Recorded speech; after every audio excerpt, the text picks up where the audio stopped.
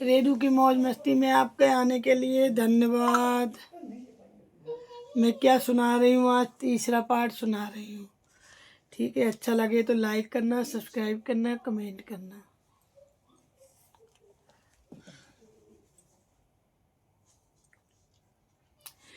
ऋषि बोले, सेनापति शिशुर अपनी सेना का संहार है तो देखकर क्रोधित होकर जगदम्बा से संग्राम करने के लिए गया।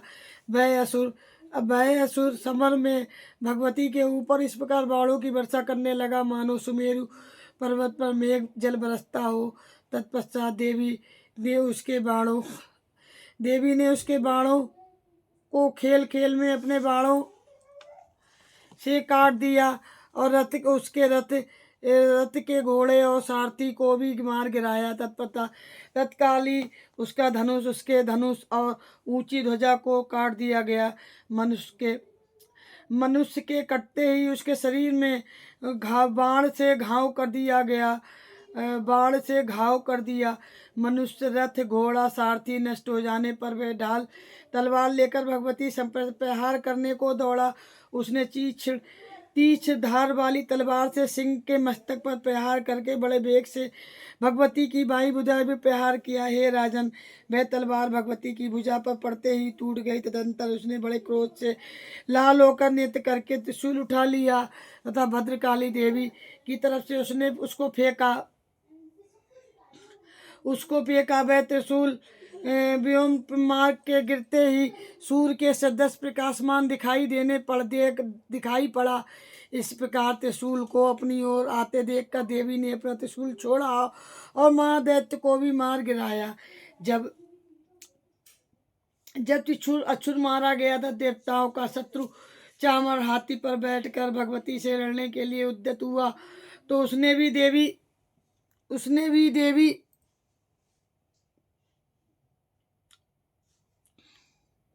देवी के ऊपर शक्ति को फेंका तो जगदम्बा ने उसे हुंकार से नाकाम करके पृथ्वी पर गिरा दिया।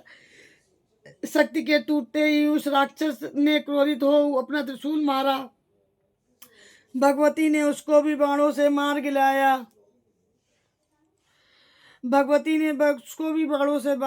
तत्पति भगवती का सिंह उछल कर हाथी के मस्तक पर बैठकर उसके दैत्य के साथ बाहु युद्ध करने लगा। ये दोनों लड़ते लड़ते हाथी पर से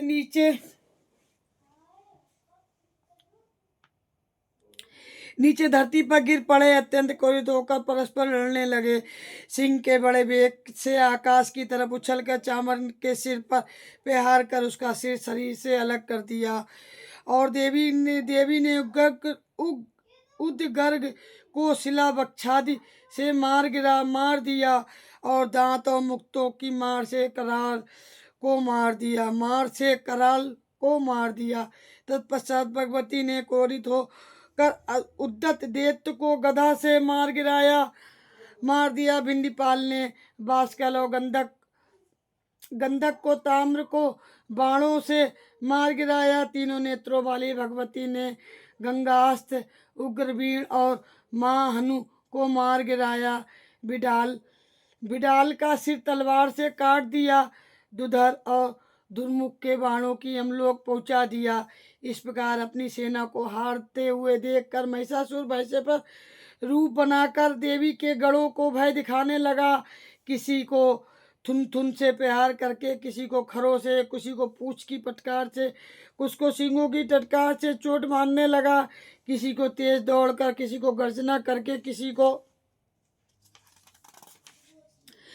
को चक्कर देकर, किसी को श्वास की बाष्प से पृथ्वी में पटकने लगा। इस प्रकार देवी के गढ़ों की सेना से गिरते ही महिषासुर भगवती को मारने के लिए दौड़ा। भगवती ने उस पर क्रोधित होकर प्रहार करना चाहा। भय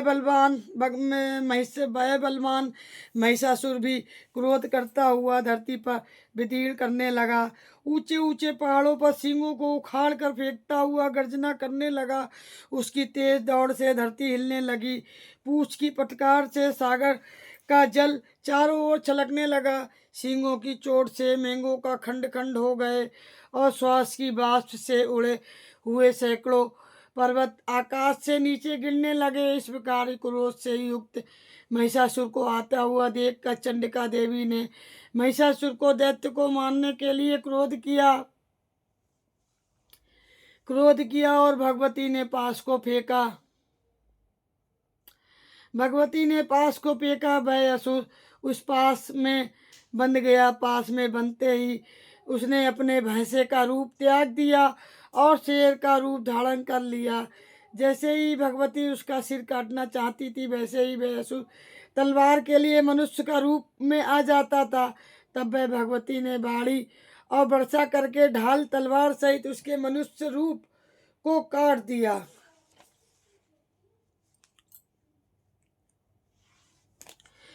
हाथी के रूप में उत्पन्न हो गया।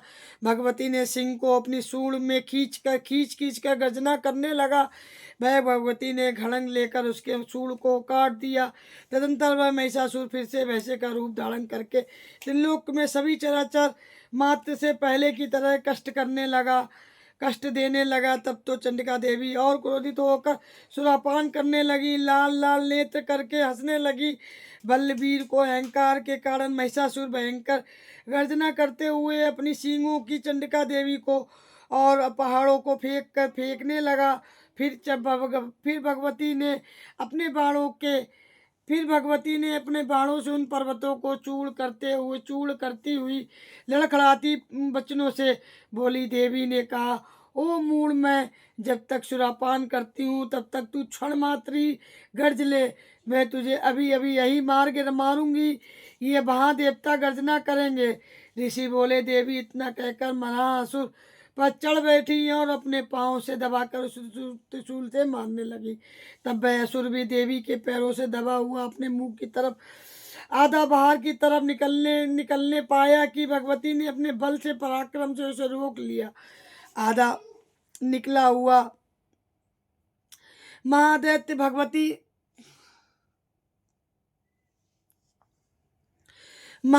भगवती ने युद्ध करने लगा तो और देवी ने अपनी तलवार से उसका सिर काट डाला।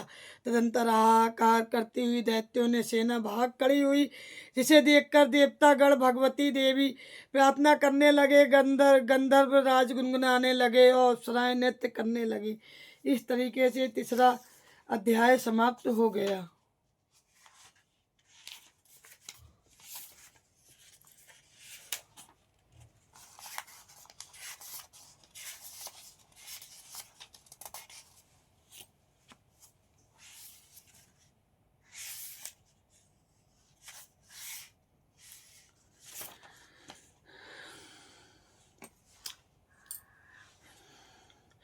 चौथा अध्याय भी मैं कह रही हूँ, सुना रही हूँ।